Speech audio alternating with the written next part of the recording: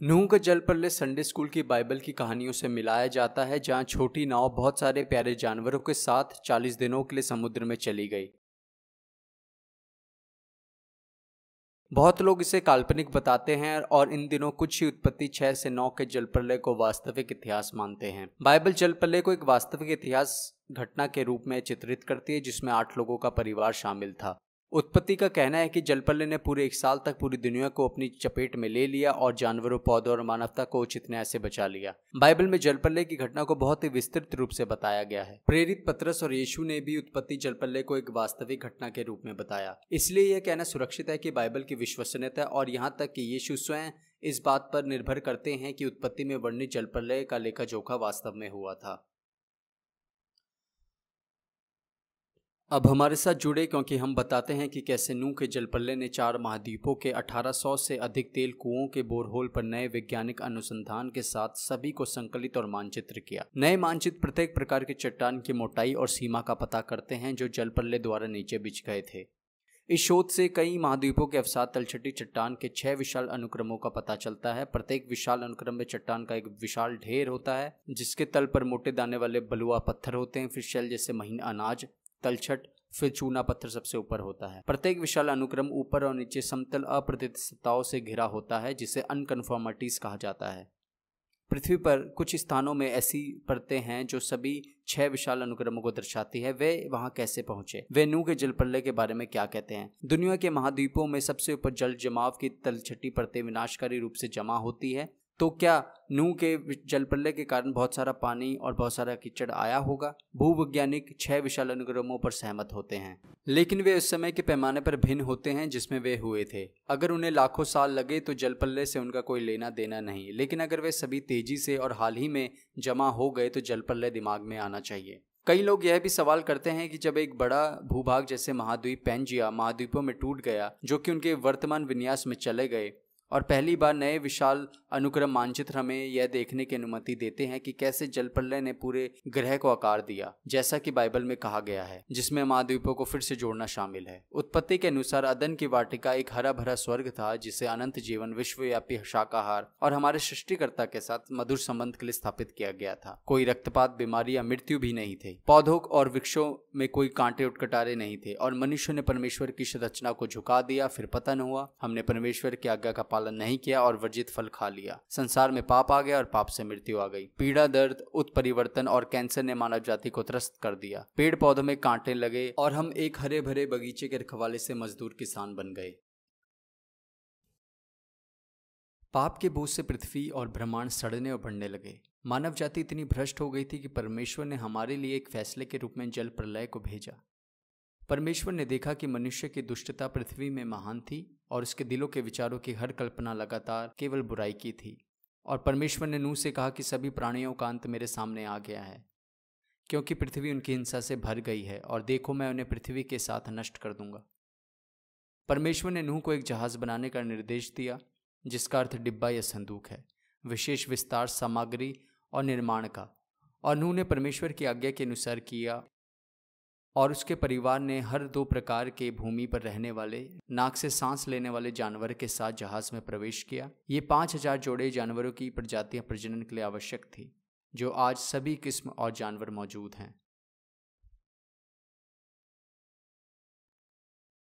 फिर नूह के जीवन के 600वें वर्ष के दूसरे महीने के 17वें दिन बड़े गहरे जल के सब सोते टूट गए और आकाश की खिड़कियां खुल गई। ये 2 घटनाएं, बड़े गहरे जल के सोते का टूटना और आकाश की खिड़कियों का खुलना, 371 दिन की आपदा के पहले दिन शुरू हुआ, जिसे फिर से संगठित कर दिया और जमीन पर चलने वाली सभी चीजों को मार दिया। गर्म मैग्मा भाप के साथ मिश्रित होकर पृथ्वी की तह तक घुस गया और विशाल दरारें पूरे ग्रह में हजारों मील तक चली गई, तथा गर्म मैग्मा ने भारी मात्रा में पानी का वाष्पीकरण किया, जो वायुमंडल में जा पहुंचा। पानी 40 दिनों तक स्वर्ग से मूसलाधार बारिश के साथ तीव्र वैश्विक बारिश के रूप में पृथ्वी पर आ बरसा। दुनिया भर की विनाशकारी दरारों ने बड़े पैमाने पर कीचड़ से भरी सुनामी को गहरे समुद्र में फैला दिया और फिर उथले समुद्र ने अपने रास्ते में सब कुछ मार दिया। पहले विशाल अनुक्रम ने ज्यादातर उथले समुद्री आवासों को मिटा दिया। बड़े गहरे सोतों के फटने से मैग्मा और कार्बन डाइऑक्साइड के मेगाटन बाहर निकल गए। निश्चित रूप से पहली विशाल अनुक्रम चट्टानें, ज्वालामुखी गतिविधि और भारी मात्रा में कार्बन डाइऑक्साइड के प्रवाह के क्षणिक परिवर्तन दिखाती है। इन पहले 40 दिनों के दौरान अधिकांश जल प्रलय वाले महाद्वीपों में तीव्र जलधाराएं सबसे ऊपर थी और तेज गति ने पानी से भरी तलछट राजमार्ग से यात्रा करते हुए मोटे तलछट वाले महाद्वीपों के निचले क्षेत्र को ढका। जीवाश्म बताते हैं कि पहले 3 विशाल अनुक्रमों ने उथले समुद्रों को दफन कर दिया जो समुद्री जीवन से भरे हुए थे, क्योंकि इन तलछट में लगभग कोई पेड़ या जमीन के जानवर नहीं थे। सभी 3 विशाल अनुक्रम में पूरे उत्तर और दक्षिण अमेरिका और अफ्रीका में समान वातावरण शामिल है। 3 महाद्वीप अब तक एक वैश्विक कारण का नक्शा बनाते हैं। नूह का जल प्रलय इस बात की सबसे अच्छी व्याख्या करता है। जल प्रलय के 40वें दिन विशाल एप्सोरिका अनुक्रम टकराने लगा और मानचित्र ने दिखाया कि यह तब है जब हालात बहुत बदतर हो गए और उस प्राचीन दुनिया के ऊंचे इलाकों के ऊपर भी पानी बहने लगा। नवगठित समुद्री तल अब तटीय इतना गर्म है कि यह बहुत मोटा होने लगता है, जिससे समुद्र का पानी समुद्र के स्तर के नीचे से प्रभावशाली तरीके से ऊपर की ओर बढ़ता है।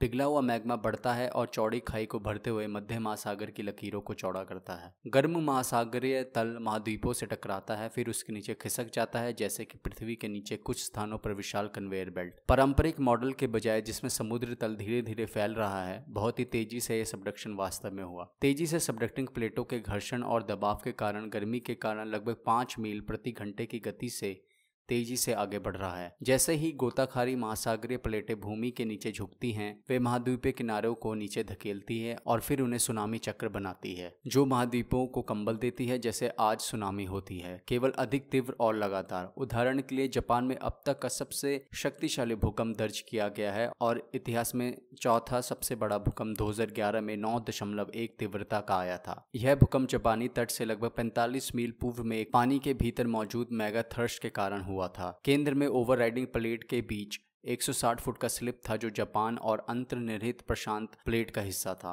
फॉल्ट खुलने पर समुद्री तल लगभग 23 फीट ऊपर उठ गया और इसके परिणाम स्वरूप आए भूकंप ने विनाशकारी सुनामी को जन्म दिया, जो समुद्री तल से 133 फीट ऊपर थी और 6 मील तक अंतर्देशीय यात्रा की। जल प्रलय के दौरान होने वाली सुनामी हालांकि समुद्र के रिच के फटने की तेजी से खुलने के साथ बहुत अलग थी और विश्व स्तर पर भूमि महाद्वीपों के नीचे समुद्र तल को धक्का दे रही थी। सुनामी चक्रों में हो रही थी, हर घंटे कई बार और एक ही समय में सक्रिय सबडक्शन जोन के लंबे हिस्सों के साथ। सुनामी के आने वाले चरण में बहुत अधिक गति होती है और ये अत्यधिक अशांत होता है, जो तलछट को निलंबन में रखता है, लेकिन यह तलछट की परतों को पीछे छोड़ देता है क्योंकि यह पीछे हटने के चरण में धीमा हो जाता है। यह चक्र जल प्रलय के 150 दिवस से जल प्लावन चरण के दौरान हर घंटे कई बार दोहराया जाता है। पिछले छिछले समुद्री जीवन में प्रवेश किया जाता है और उसके बाद विभिन्न आवासों में स्थलीय जीवों को समाहित किया जाता है और आज हम जीवाश्म अभिलेख में ऊंचाई को घटते हुए देखते हैं। इस प्रकार की सुनामी हाल के इतिहास में भी आई है, जैसे कि समुद्र की प्लेटों के खिसकने के कारण आई सुनामी, जो 1700 ईस्वी में वाशिंगटन के तट से टकराई थी और सुनामी की प्रत्येक लहर का प्रतिनिधित्व करने वाली कई परतों को पीछे छोड़ गई थी। हाल ही की भूकंपीय तकनीक वास्तव में हमें यह जांचने की अनुमति देती है कि क्या इस प्रकार का तेजी से सबडक्शन हुआ था। निश्चित रूप से यह स्कैन प्रशांत महासागर को घेरने वाले सबडक्शन जोन के नीचे मेंटल के नीचे अप्रत्याशित रूप से ठंडी चट्टान के एक अंगूठी को प्रकट करते हैं। जल प्रलय के इस चरण की गंभीरता ऊंचाई इसलिए है क्योंकि अपसौरिका मेगा अनुक्रम द्वारा निर्धारित जीवाश्म अभिलेख में पहले भूमि जीव और पौधे दिखाई देने लगते हैं। संपूर्ण पारिस्थितिक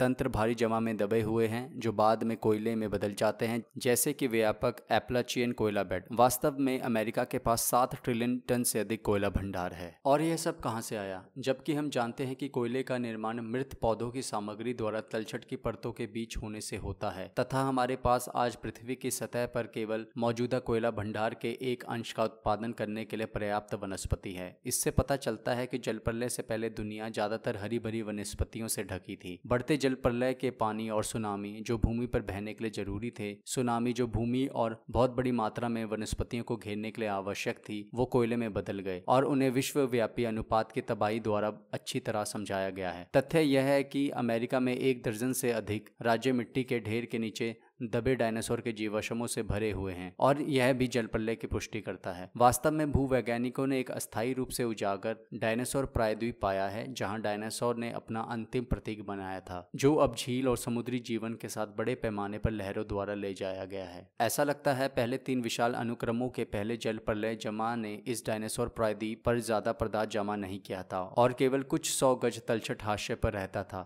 तथा बहुत से स्थानों में एक भी निक्षेप नहीं बचा है। इस अस्थायी रूप से उजागर प्रायद्वीप के पूर्व और पश्चिम में हजारों फीट मोटी जमा है जो मिनेसोटा से न्यू मैक्सिको तक फैली हुई है। अब इसके पार दबे हुए पूर्व जल प्रलय वाले पौधे और डायनासोर, कछुए, मेंढक, मछली और पक्षियों सहित जानवर हैं।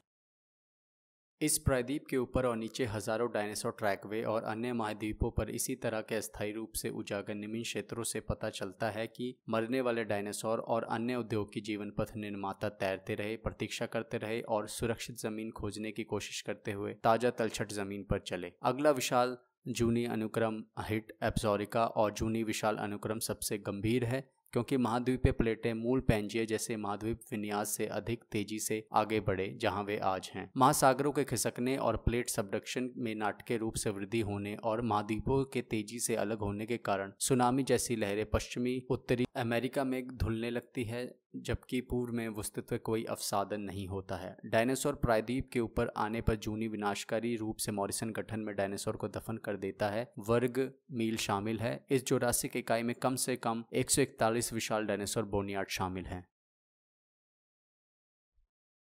जहां डायनासोर जैसे कैमरसोरस, डिप्लोडोकस, एप्टोसोरस, स्टेगोसोरस और एलोसोरस पाए जाते हैं। हिल क्रीक गठन जैसी क्रिस्टेशियस परतें जुरासिक के ऊपर गई और मास्बोनियाड जिसमें कई अलग अलग प्रकार के डायनासोर होते हैं जैसे कि टीरेक्स, ट्राई, सेराटॉप्स, सेंट्रोसोरस और एडमेंटोसोरस जो एक अलग पारिस्थितिक तंत्र में रह रहे थे जिसे जूनी ने दफन किया था। जूनी इतना विशाल और तेज था कि इसने पूरे क्षेत्रों को कीचड़ के प्रभाव से घेर लिया, जिसे इस टीरेक्स जैसे विशालकाय जीव को 50 फीट कीचड़ भरे तलछट के नीचे इतनी जल्दी दफनाया गया कि संरक्षित रक्त कोशिकाओं, रक्तवाहिकाओं और हड्डी की कोशिकाओं को हाल ही में पाया गया। डायनासोर के ऊपर 50 फीट मिट्टी का ढेर लगाने में कितना पानी लगता है? यूटा के राष्ट्रीय स्मारक में 11 प्रकार के डायनासोर की हजारों दिखाई देने वाली हड्डियां हैं जो मगरमच्छ, कछुओं, छिपकलियों, मेंढकों और क्लैम्प के साथ मिलकर मॉरिसन गठन में एक जंबल द्रव्यमान में दफन हो गए थे। किस तरह की घटना होगी इन सभी जानवरों को लाखों क्लैम्प के साथ दफनाने के लिए? जब डायनासोर प्रायद्वीप में जलप्रलय आती है तो डायनासोर के बड़े झुंड उत्तरी वायोमिंग, मोंटाना और एल्बर्टा कनाडा में पाए जाने वाले ऊपरी क्रेटेशियस प्रणाली में बड़े पैमाने पर जीवाश्म कब्रिस्तानों में समा जाते हैं। दक्षिण से पानी बढ़ने पर डायनासोर ने प्रायद्वीप के उत्तर की ओर भागने की कोशिश की थी। यह उत्तरी मोंटाना में इस विशाल कब्रिस्तान की व्याख्या करता है जो 1.2 मील से अधिक लंबा है और इसमें 10,000 से अधिक वयस्क मायासौरा का प्रतिनिधित्व करने वाले 30 लाख जीवाश्म टुकड़े शामिल हैं जिन्हें एक साथ दफनाया गया था। हड्डियों के इस पूरे संग्रह में एक भी बच्चा नहीं मिला। इनमें से प्रत्येक 10,000 मायासौरा 9 से 23 फीट लंबा था। तो क्या ऐसा लगता है कि वयस्क डायनासोर प्रचंड जलप्रलय के पानी से दूर जा रहे थे और उनके 100% युवा पीछे रह गए थे और प्रायद्वीप के एक अलग हिस्से में फंस गए थे? इस स्थान से सिर्फ 170 मील उत्तर पूर्व में दुनिया के सबसे बड़े डायनासोर कब्रिस्तानों में से एक हैं। यहाँ तक कि धर्मनिरपेक्ष वैज्ञानिक भी मानते हैं कि यह एक पानी की तबाही के कारण हुआ था। यहाँ हजारों सेंट्रोसॉरस पूरे वर्ग मील में 14 विशाल बोन बेड में दबे हुए हैं जो लगभग 500 फुटबॉल मैदान के समान हैं। ऐसा लगता है इन प्राणियों के विशाल झुंड में से हजारों एक साथ नूह की जल प्रलय के कारण कीचड़ में दब गए। इस स्थान से केवल 45 मील पश्चिम में एक और विशाल जल प्रलय तलछट है जहाँ 49 डायनासोर की प्रजातियाँ हैं जिनको कछुए, मगरमच्छ, मछली, उड़ने वाले सरीसृप, पक्षियों और छोटे स्तनधारियों के साथ दफन किया गया। किस प्रकार की आपदा डायनासोर की लगभग 50 प्रजातियों और समुद्री जीवन सहित कई अन्य प्रकार के जानवरों को सामूहिक कब्रों में एक साथ दफन कर सकती है? ये सामूहिक दफन स्थल अमेरिका में भी आम है। उदाहरण के लिए वायोमिंग में इस डायनासोर खुदाई स्थल को देखें जहां मिट्टी के पत्थर की एक मोटी परत 80 एकड़ तक फैली हुई है जिसमें 10 लाख से अधिक हड्डियां एक कसे हुए घिनौने बिस्तर में दफन हैं जहां नीचे बड़ी हड्डियां और शीर्ष पर छोटी हड्डियां हैं। इस तरह का एक कसा हुआ बिस्तर विकसित करने का एकमात्र तरीका विनाशकारी प्रक्रिया है जो इन हड्डियों को स्थानांतरित करता है और उन्हें एक ही घटना के दौरान जमा करता है। पेट्रोसॉर जैसे बड़े उड़ने वाले जीव बढ़ते जल प्रलय के पानी से बचने के लिए उड़ान भरने में सक्षम थे और जल प्रलय के बाद के चरणों तक उनकी मृत्यु में देरी हुई। जीवाश्म अभिलेख से पता चलता है कि वे पूरी दुनिया में कई अलग अलग परतों में दबे हुए हैं।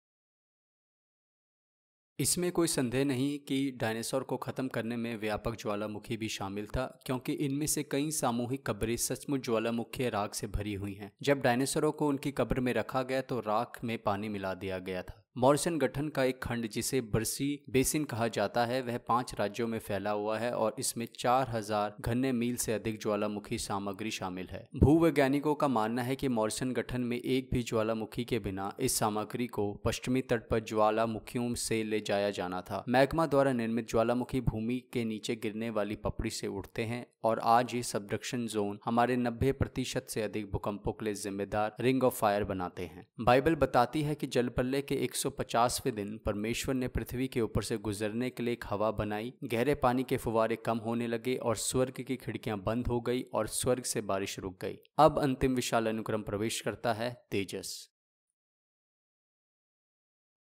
यहाँ जब पानी पूर्व जलप्रलय की दुनिया के उच्चतम अवशेष के शीर्ष पर पहुंच गया तो इसने महाद्वीपों को नष्ट करना शुरू कर दिया और पिछले विशाल अनुक्रमों में विशेष रूप से जूनी तलछटों को दूर करने के लिए रखे गए कुछ तलछटों ने फिर से काम करना शुरू कर दिया। ऐसा प्रतीत होता है कि यह अंतिम कर्म दूसरों की तुलना में अलग था, क्योंकि प्रवाह की दिशा में उलटफेर हुआ था, जिससे कि महाद्वीपों से पानी निकलना शुरू हो गया था। इस प्रवाह उत्क्रमण ने पहले जमा किए गए अधिकांश जीवाश्मों को महाद्वीप के किनारों की ओर फैलाने वाले उच्चतम ऊपरी इलाकों में पहुंचाया। सबूत इस बात की ओर इशारा करते हैं कि तेजस जल प्रलय के पानी को दक्षिण की ओर बहाता है, अमेरिका से मैक्सिको की खाड़ी की ओर एक बार में शीट वॉश पैटर्न के साथ। यही कारण है कि हम मैक्सिको की खाड़ी के गहरे पानी में बड़े पैमाने पर रेत जमा पाते हैं। वहां अरबों बैरल तेल की खोज की गई, जिसमें 200 मील की दूरी पर 7000 फीट से अधिक पानी में शुद्ध रेत का 1100 फुट मोटा बिस्तर पाया जाता है। इसके अलावा पौधों ने जल प्रलय से पहले की भूमि को बहा दिया, जिससे व्योमिंग और मोंटाना के पाउडर नदी बेसिन में बड़े पैमाने पर कोयला बेड बन गए। इन तेजस परतों का उत्तरी अमेरिका में सबसे बड़ा कोयला भंडार है, जो वर्तमान में अमेरिका में 40% से अधिक कोयले की आपूर्ति करता है। कोयले की इतनी विशाल परत बनाने के लिए बहुत मात्रा में पौधों की जरूरत होती है, जो कि विनाशकारी परिस्थिति की गवाही देता है। तेजस के साथ शुरू हुआ भारी अपवाह भी चट्टान अभिलेख में मानव जीवाश्मों की कमी की व्याख्या कर सकता है। किसी भी मानव अवशेष को पहले दफन कर दिया गया था, जो कि कटाव से पीछे हटने वाले जल प्रलय के पानी से पूरी तरह से नष्ट हो गया था और परमेश्वर की प्रतिज्ञा के अनुसार उन्हें पृथ्वी पर से मिटा दिया गया था। अवशेष जमीन में मिल गए और संभवतः तेजस द्वारा बड़ी दूरी पर सभी दिशाओं में फैल गए, जिससे किसी भी मानव जीवाश्म के अवशेष मिलने की संभावना कम हो गई, क्योंकि जल प्रलय की हिंसा से मनुष्य पहले प्रभावित हुए थे। वे नष्ट हो गए और इस तरह तलछट में नहीं दबे और कोई जीवाश्म निशान नहीं बचे। तेजस कर्म में कटाव नीचे के स्तर को प्रभावित करता है और पहले ही परतों में दबे हुए मानव अवशेषों को भी मिटा देता है। जब 150वें दिन गहरे फव्वारे को परमेश्वर ने बंद कर दिया तो नए महासागर की सतह ठंडी और डूबने लगी, जिससे जल प्रलय का पानी कम हो गया और उन्होंने महाद्वीपों को नए महासागरीय घाटियों में ढाल दिया। भजन संहिता 104 में जल प्रलय के अंत में उठाए गए पहाड़ों और घाटियों और उभरती हुई नई भूमि सतहों से निकलने वाले पानी का वर्णन है। समुद्र तल के खिसकने और परिणामी पर्वत निर्माण की प्रक्रिया बताती है कि क्यों समुद्री जीव दुनिया भर में पर्वतों की चोटी पर वर्तमान समुद्र के स्तर से ऊपर पाए जाते हैं। जल प्रलय के बचे हुए 220 दिन के लिए पृथ्वी में पानी घट जाता है और वह सूख जाता है और जानवरों के लिए खाने के लिए वनस्पतियां उगने लगती हैं जैसे ही वे नाव से बाहर आते हैं। साल भर की यह आपदा बड़ी संख्या में सबूत छोड़ जाती है, जो काफी स्पष्ट रूप से इस घटना की व्याख्या करती है। सबसे पहले हमारे पास दुनिया भर में जीवाश्म असर वाली तलछटी चट्टानों की एक चौंका देने वाली मात्रा है, औसतन 1 मील से अधिक मोटी। अरबों मृत चीजें पूरी पृथ्वी पर पानी द्वारा बिछाई गई चट्टानों की परतों में दबी हुई हैं और जो तलछट वे समुद्र तल से ऊपर पाए जाते हैं। किस प्रकार की जल प्रक्रिया भूमि की सतह के ऊपर समुद्र तल से इतनी अधिक तलछट डाल सकती है? एक और सुराग व्यक्तिगत तलछट परतों की विशाल क्षैतिज सीमा है, जिसमें क्रमिक परतों के बीच बहुत कम या कोई शरण नहीं होता है। किस प्रकार का परिवहन और प्रक्रिया इतनी विशाल क्षैतिज दूरियों पर ऐसी समान परतें उत्पन्न कर सकती है? इनमें से कई स्तरित बिस्तरों को इंच से लेकर पैरों तक के पैमाने पर बिस्तर विमानों द्वारा अलग किया जाता है। एक विशेषता इतनी सामान्य है कि कुछ लोग ये सोचने के लिए रुक जाते हैं कि ये कैसे हुआ। ऐसा लगता है कि तलछट को दालों में बार बार जमा किया जा रहा है और प्रत्येक नाड़ी दुनिया भर में आमतौर पर पाई जाने वाली पतली परत का उत्पादन करती है। जल प्रलय की सुनामी एक सटीक व्याख्या प्रदान करती है कि यह इतनी जल्दी हुआ कि जीवित क्रिएटर्स को परतों में दबने और उन्हें पलटने के लिए परतों के जमा होने के बीच कोई समय नहीं था। एक निर्माणवादी और एक धर्मनिरपेक्ष से यह पता चला है कि महाद्वीपीय जीवाश्म अभिलेख का अधिकांश हिस्सा पहले से ही मौजूद था। इससे पूर्व कोई भी वर्तमान समुद्री छाल दरार क्षेत्र के अस्तित्व में आया हो। उदाहरण के लिए सभी ट्रेलोबाइट जीवाश्म जमा कर दिए गए थे और साथ ही सभी पुराने कोयले के भंडार पहले ही बन चुके थे, जो कि किसी भी वर्तमान महासागर की पपड़ी के बनने से पहले ही तैयार हो चुके थे। चूंकि निर्माणवादी समझ में जीवाश्मों की उपस्थिति जल प्रलय की कार्रवाई का एक पूरी तरह से भरोसेमंद संकेतक है। इसका मतलब है कि जल प्रलय की अधिकांश तबाही पहले ही सामने आ चुकी थी और इसने किसी भी वर्तमान महासागर से पहले महाद्वीपीय सतह पर जीवाश्म असर वाले तलछट उत्पन्न किए थे। इसके आगे तात्पर्य यह है कि आज के सभी महासागरीय तल जल प्रलय की शुरुआत के बाद से लगभग प्रलय के उत्तरार्ध के दौरान बने थे, तथा इसका अर्थ यह भी है कि जल प्रलय से पहले के सभी समुद्री तल जल प्रलय के पहले के हिस्से के दौरान गठित समुद्र तल को प्रलय के दौरान पृथ्वी के आंतरिक भाग में पुनः नवीनीकरण किया गया होगा। ये विचार एक सम्मोहक तरीके से संकेत करते हैं कि तीव्र प्लेट टेक्टोनिक्स साल भर की जल प्रलय तबाही का एक प्रमुख पहलू रहा होगा। दुनिया भर में जल प्रलय की इस 6 विशाल अनुक्रम के बाद के हिमयुग के लिए पूरी तरह से मंच तैयार कर दिया। 45,000 मील रिच प्रणाली में हुई दरार से महासागरों को जबरदस्त रूप से गर्म किया गया था और परिणाम स्वरूप गर्म लावा ने एक पूरी तरह से नए समुद्री तल का निर्माण हुआ। इससे असामान्य मात्रा में वाष्पीकरण हुआ और इस प्रकार लगातार बारिश हुई जो दुनिया भर में होने की संभावना थी। सबडक्शन जोन द्वारा बनाई गई ज्वालामुखी गतिविधि जिसने रिंग ऑफ फायर का निर्माण किया, उसने राख और एरोसोल की मात्रा को वायुमंडल में ऊंचा कर दिया, जिसके परिणाम स्वरूप विशेष रूप से उच्च आकांक्षों में ठंडा हो गया। इन कारकों से मिलकर एक हिमयुग का निर्माण हुआ जो कुछ 100 वर्ष तक चला, लेकिन उन परिस्थितियों के रूप में समाप्त हो गए जिसके कारण ये घट गया। 7वें महीने के 17वें दिन नाव अरारात के पहाड़ों पर विश्राम करने आया। जैसे नूह और उसका परिवार जल प्रलय से बचने के लिए एक नाव के एक ही द्वार से प्रवेश किया, वैसे ही आज यीशु मसीह उद्धार का एक ही रास्ता है। यूहन्ना की पुस्तक में यीशु कहते हैं कि द्वार मैं हूँ, यदि कोई मेरे द्वारा भीतर प्रवेश करे तो उद्धार पाएगा। अपनी मृत्यु और पुनरुत्थान के माध्यम से मसीह ने हमारे पापों के लिए दंड का भुगतान किया ताकि जो कोई उसे ग्रहण करे वे उद्धार को पाएगा। मसीह विश्वास की ऐतिहासिक नींव का समर्थन करने वाले इतने सारे सबूतों के साथ हम प्रार्थना करते हैं कि आप मसीह को उद्धार का एकमात्र तरीका माने, क्योंकि जितनों ने उसे ग्रहण किया उसने उन्हें परमेश्वर की संतान बनने की शक्ति दी। यहाँ तक कि जो उसके नाम पर विश्वास करते हैं वे ना तो लहू से, ना शरीर की इच्छा से, ना मनुष्य की इच्छा से, परंतु परमेश्वर से उत्पन्न हुआ। यूहन्ना 1:12 और 13। क्या आप एक ईसाई छात्र हैं जो इस बारे में जवाब ढूंढ रहे हैं कि बाइबल क्या सिखाती है सृष्टि, जीवाश्म रिकॉर्ड, डायनासोर के बारे में? तो डाउनलोड कीजिए जेनेसिस अपोलोजेटिक्स ऐप iTunes या गूगल प्ले से इन सवालों के जवाबों के लिए और अधिक।